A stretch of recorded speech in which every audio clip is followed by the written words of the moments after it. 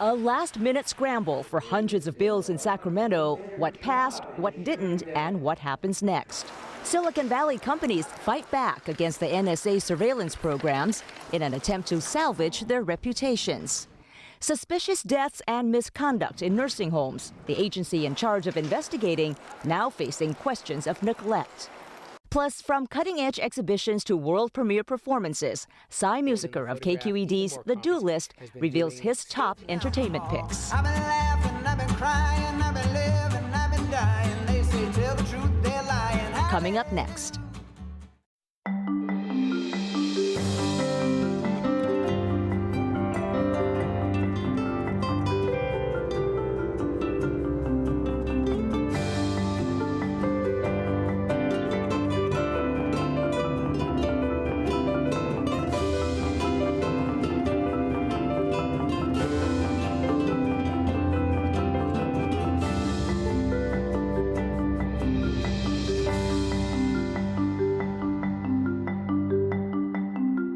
Good evening. I'm Thuy Vu. Welcome to This Week in Northern California. Joining me for insight and analysis of the news are Mina Kim, KQED News reporter, Michelle Quinn, Politico Silicon Valley reporter, and Scott Detrow, KQED's Sacramento bureau chief.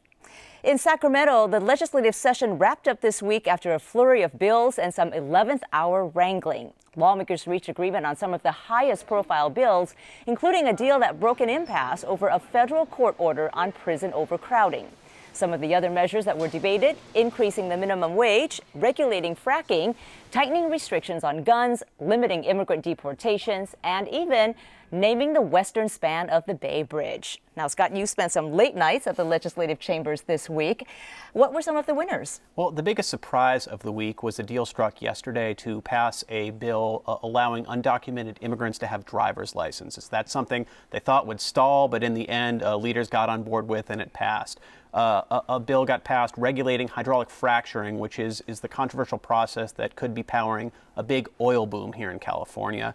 Another bill increased the minimum wage to $10. That could be the highest minimum wage in the country when that goes into effect.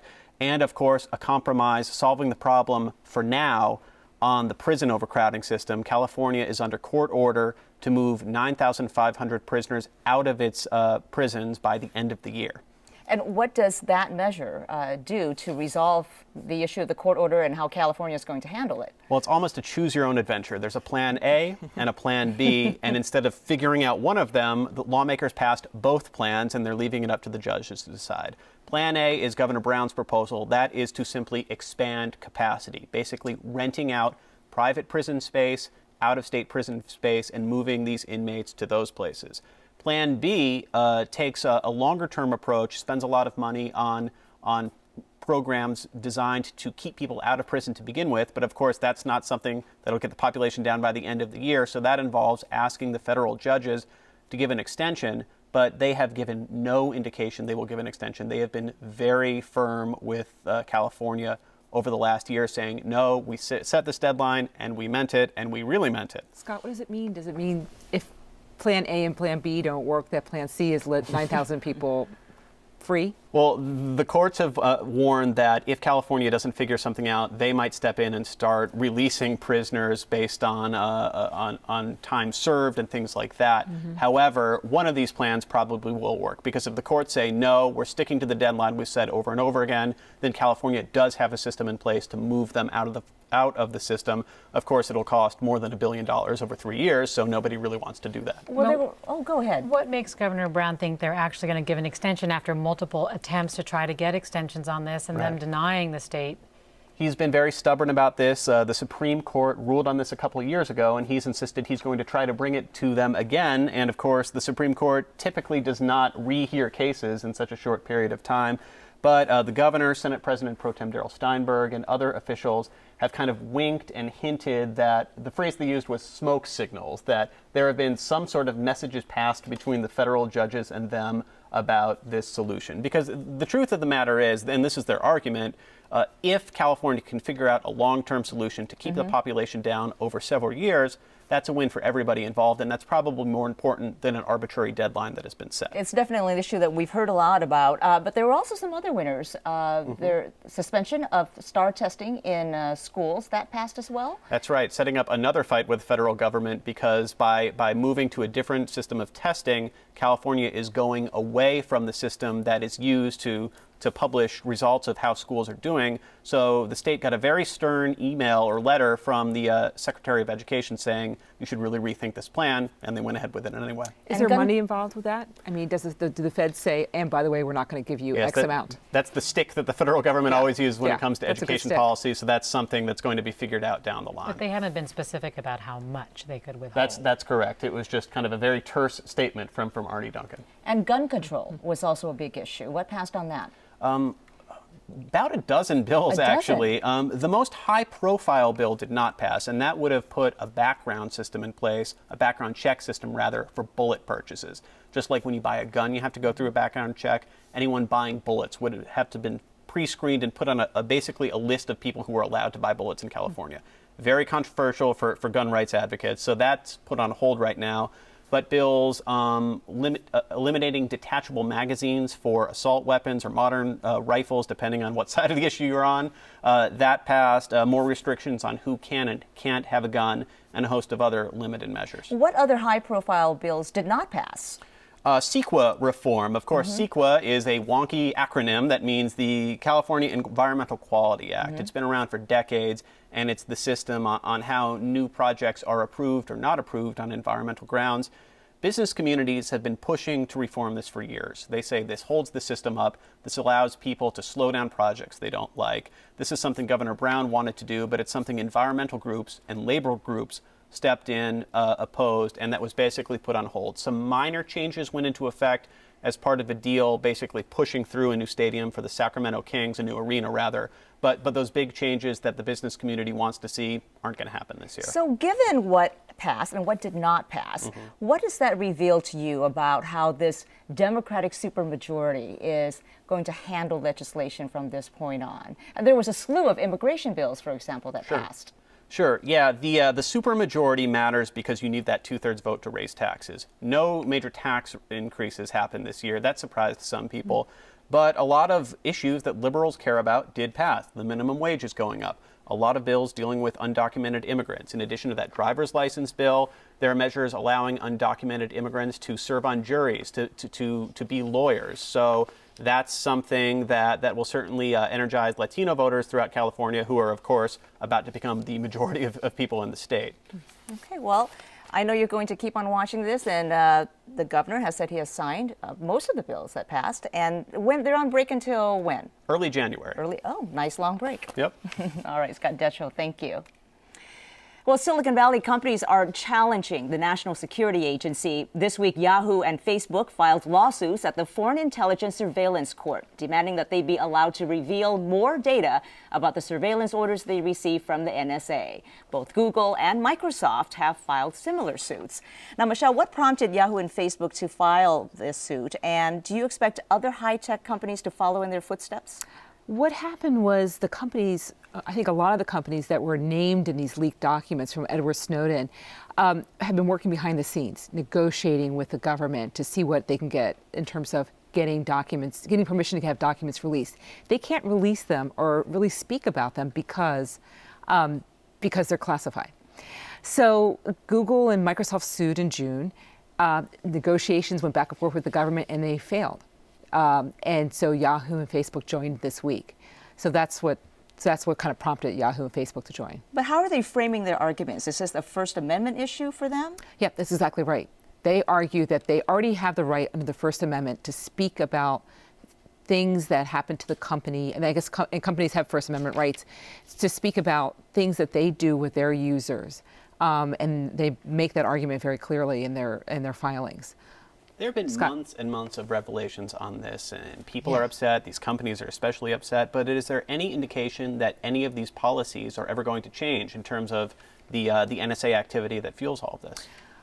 I don't think that anything will change in terms of spying and surveillance. And I was joking with a colleague that wouldn't it be terrible to have a headline that read, NSA doesn't know cryptography. You know, the kind of the joke of the feds not really getting tech. What we learned is they get it, and they may have many backdoors and other ways of doing things. The companies are trying to figure out how to respond because they're saying they're getting hurt. Their business is getting hurt, especially overseas. Well, there's an erosion in public trust. There's an erosion in public trust, and particularly overseas where they do a lot of business. And the rules, the FISA rules, are affecting foreigners primarily. But to Scott's question, there is progress.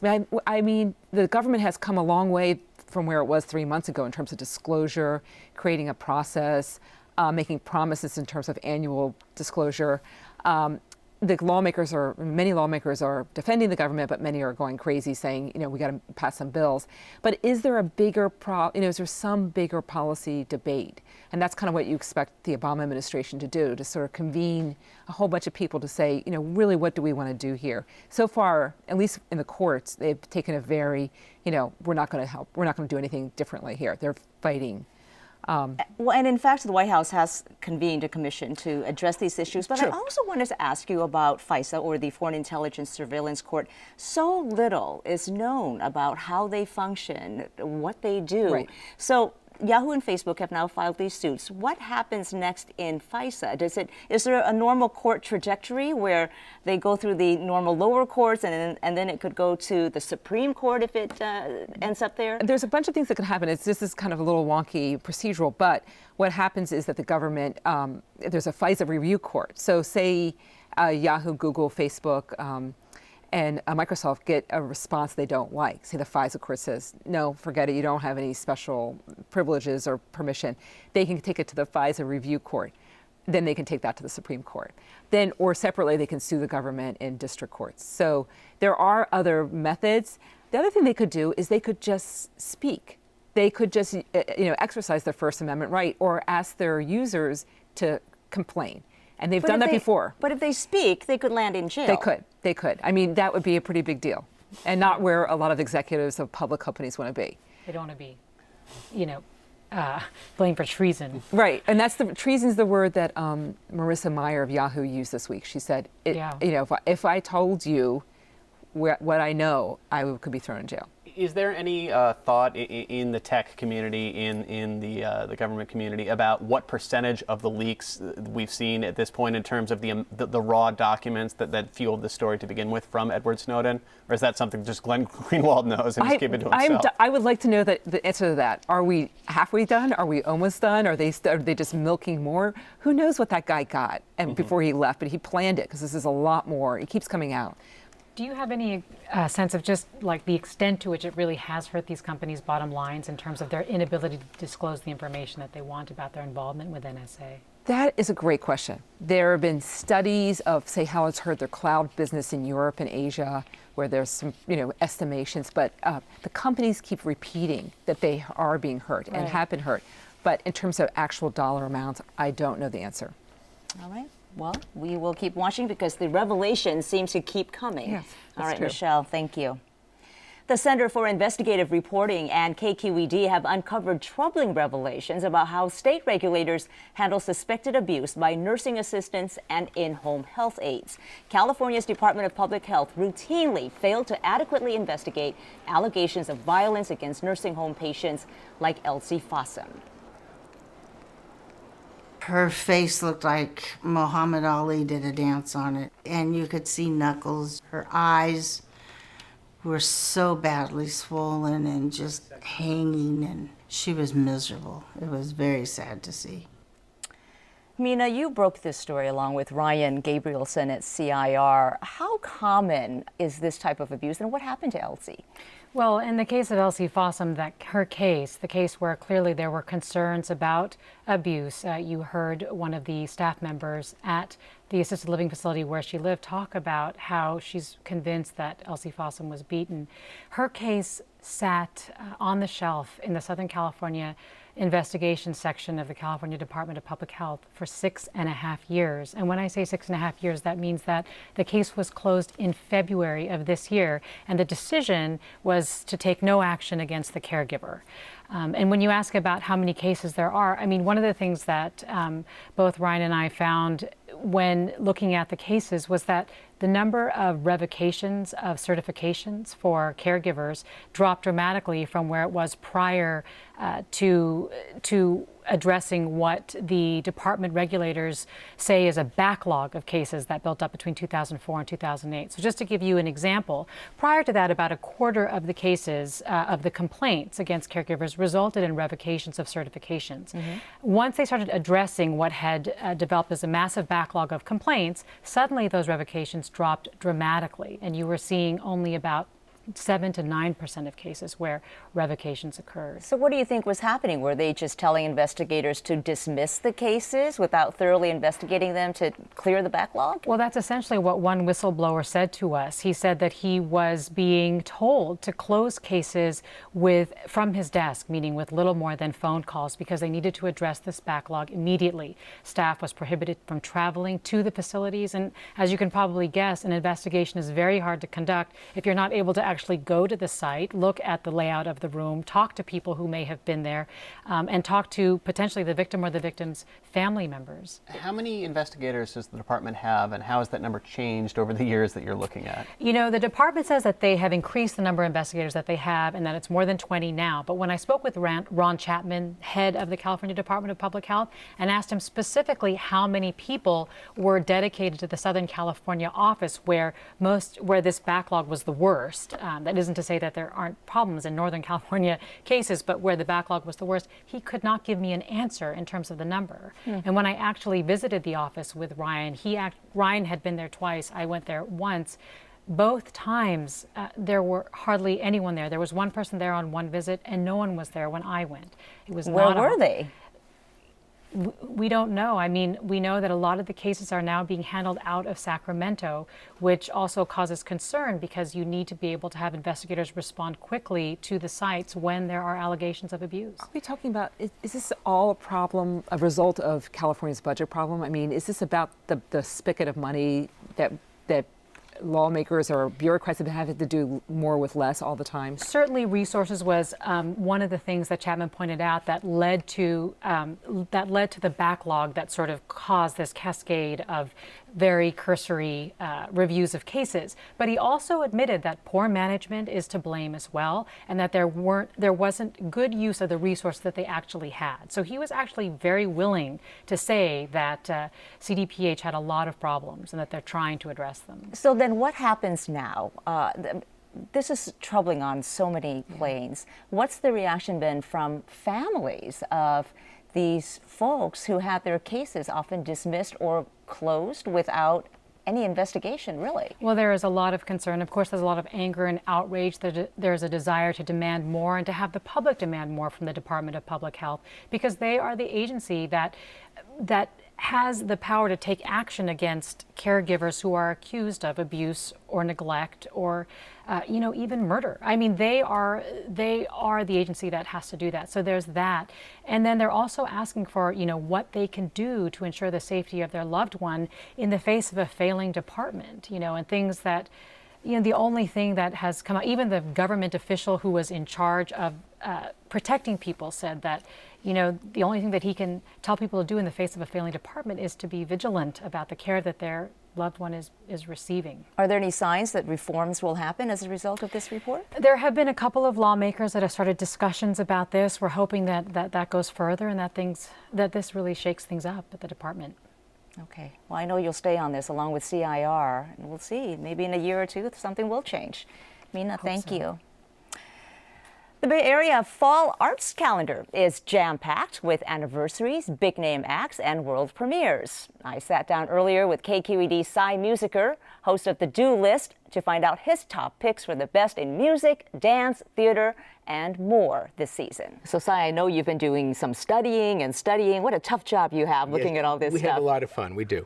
Yeah. Some big music festivals coming up in the Bay Area. That's right. There always are in the fall, and especially Hardly Strictly Bluegrass in Golden Gate Park, always a beautiful event. And this year, the second year without Warren Hellman, the founder, but a wonderful, wonderful lineup, including, in fact, some folk and bluegrass music like Natalie Maines. Of the Dixie Chicks. Exactly, of the Dixie Chicks, and then another group called The Devil Makes Three, a wonderful bluegrass band, but also a terrific guy named Jesse D, a young white kid out of Boston who sort of channels Sam Cooke from the 60s. And then Betty Levette, one of my favorite performers, doing terrific R&B, and Bonnie Raitt coming down out of the hills in Marin to appear, her first appearance at Hardly Strictly, and still playing great, sounding wonderful. Another event that's not quite a music festival, this is called the Airfield broadcast at Crissy Field. Lisa Bielawa, who's a international producer, lives out in New York, but she's bringing 800 musicians to Crissy Field by the San Francisco Bay, and I think she's a little like a John Cage. She wants to bring accidental things together and have them collide. And in Germany, she had Swiss Alpenhorns. It was very odd. Yeah. And how did it go over in Germany? In Germany, I heard it was a lot of fun. People said very intriguing. And that's October 26th and 27th at Crissy Field. That's exactly This is right. also a year of milestone anniversaries. Kronos Quartet turning 40. Yes, Kronos Quartet, we'll start there. Kronos Quartet, a terrific organization David Harrington created many years ago with a terrific, rich diversity of music. Everything from people like Terry Riley and George Crumb and Philip Glass and John Cage to more contemporary, to jazz musicians. They're doing a concert December 7th at Cal Performances, and they're going to be doing a new piece by Terry Riley and a new piece by Philip Glass. Wonderful, yeah. And like you say, at Cal, at Zellerbach. Right. Oakland East Bay Symphony, something else happening in the East Bay, also very exciting. It's the 25th anniversary for them. Right, and this is an organization that was reborn like a phoenix out of the ashes of the Oakland Symphony Orchestra, and as now the Oakland East Bay Symphony. Michael Morgan, he's been there 23 years, and he's just done a terrific job. They're going to be presenting music by Wagner, Copland, and terrific Mason Bates, who's an East Bay resident, a beat master and a DJ, in fact, at night. Symphony orchestra composer by day. And so great to see them doing so well after the Oakland Symphony went bankrupt. Not quite an anniversary, but a birthday for Sam Shepard coming up. Sam Shepard, the wonderful playwright, the actor, screenplay writer, but he wrote Buried Child in 1978 when he was the resident playwright at the Magic Theater. Magic Theater, one of the Bay Area's best and longest-lived theater groups. And Loretta Greco, the artistic director there, is directing. She says this play to her is one of the greatest American plays. She puts it up there with Oedipus and Three Sisters by Chekhov. It is about the fractured, the broken American dream, about a farm family and how things are not going very well. Let's talk about some notable stage performances coming up. Right. We've got the Carole King musical. Oh yeah, Beautiful, which SHN is bringing to the Curran Theater.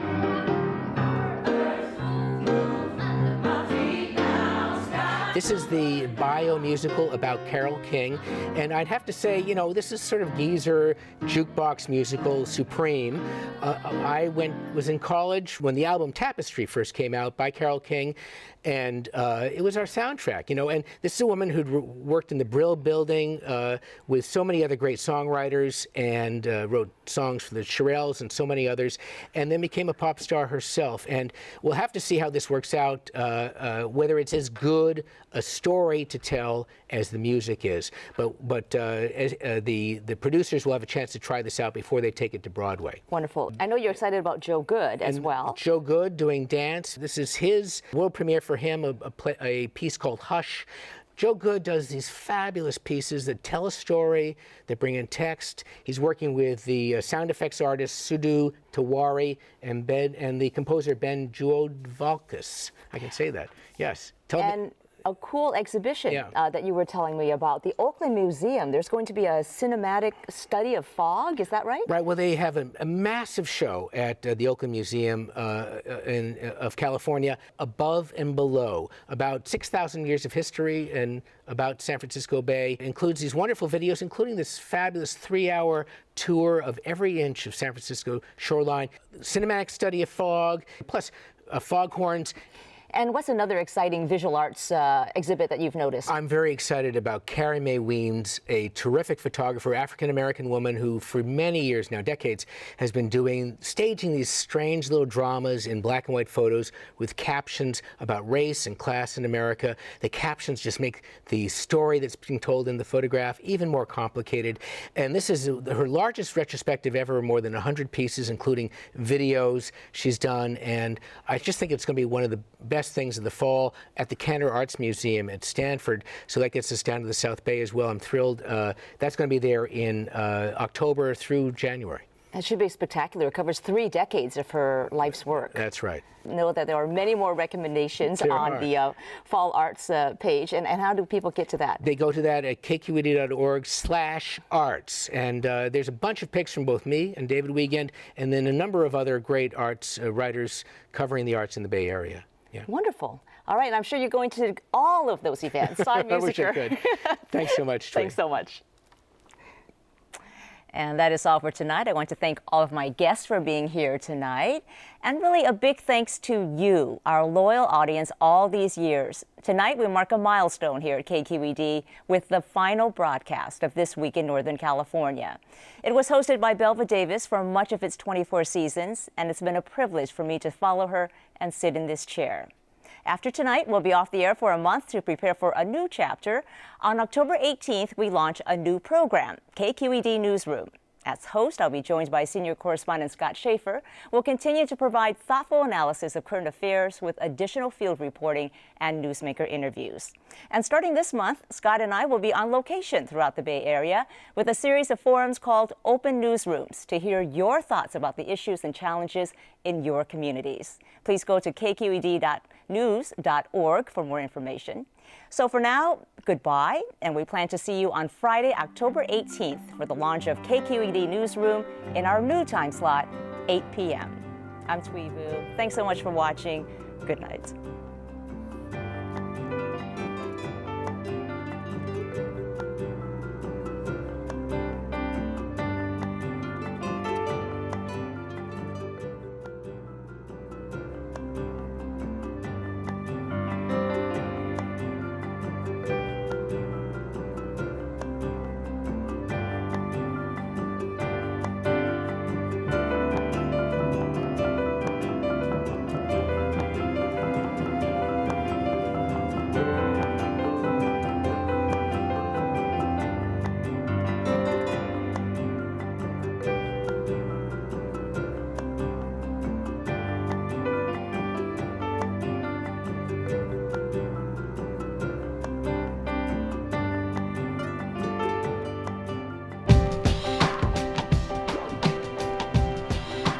Our goal on KQED Newsroom is to be the go-to place for news analysis, for interviews with key newsmakers.